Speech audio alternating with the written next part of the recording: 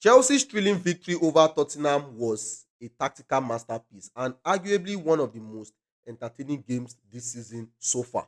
You see, the London derby was not just about the scoreline, it was about Maresca's clever in game adjustments and how Chelsea exploited Tottenham's weaknesses while mitigating our own weaknesses. Chelsea initially lined up in a 4-2-3-1, quickly transitioning into a 3-2 build-up in possession. Moises Caicedo inverted into midfield from right back. Hmm? When he inverted, he created a three at the back system, forming Marco Cucurella as the left centre back, Cowell as the centre back, and Badashil as the right centre back. You see, the midfield duo of Caicedo and Lavia shielded the back line, while Enzo Fernandez, Cole Palmer, Jadon Sancho, Pedro Neto, and Nicholas Jackson formed a dynamic five-man attack.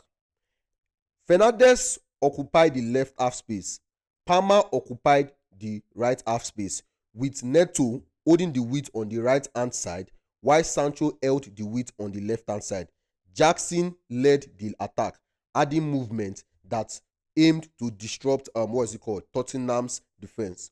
Occasionally, Chelsea adopted a 4-2 build-up, with goalkeeper Sanchez stepping up to become the right centre back. This meant that Cucurella became the left back, Cowell became the left centre back, and Badashil became the right back. So Badashil was now pushed into a full back position. You see, why this added variety, it exposed Badashil's discomfort on the right due to him being a left footer. You know, as a left footer, the angles were it was awkward for him, and Tottenham took advantage of this. They targeted him and they exploited him, forcing errors from him. And this guy made errors. Badashi made errors, especially in the first half. However, Tottenham could not capitalize on this moment.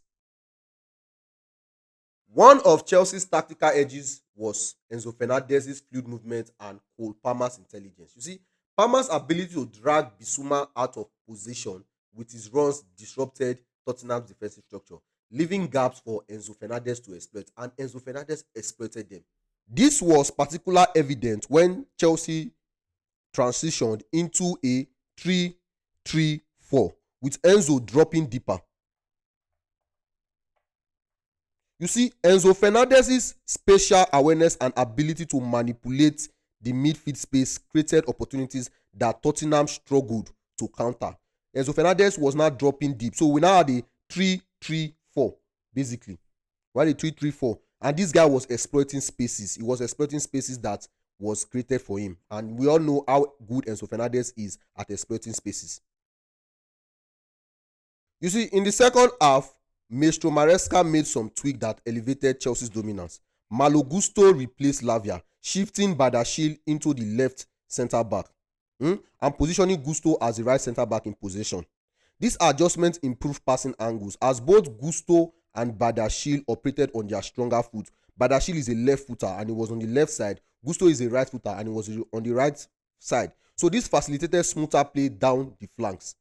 Cucurella's role now was in the left half space. It was unconventional but effective, though Cucurella is not ideal with his back to goal. He acted as a decoy, drawing defenders and freeing up spaces that Enzo Fernandez was exploiting. You see, this movement was critical for Chelsea's third goal, where Fernandez exploited space and he showcased his finishing skill. I mean, look at that wonderful world-class goal that Fernandez scored. It was because Marc Cucurella, where is he? Let's just assume this is him. Marc Cucurella was exploiting the space here. So when he was exploiting the space here, he dragged the Tottenham player, that is Johnson, and there was space for Enzo Fernandez to exploit. And Enzo Fernandez took a shot and he found the goal. While the game had its nervy moments, Chelsea's second half adjustment tipped the balance. Maresca's decision not to start Gusto was questionable, but his ability to identify issues and rectify them mid-game was very, very commendable. The control that Chelsea exhibited in the latter stages of this game reflected the effectiveness of these changes from Maresca. You see, the team's resilience and tactical discipline are signs of progress under Maresca. This victory was not just about 3 points, but a testament to Chelsea's evolution under Maresca. It was a well-deserved win for Chelsea and one that leaves Chelsea fans like me optimistic from what is to come. Come on, Chelsea.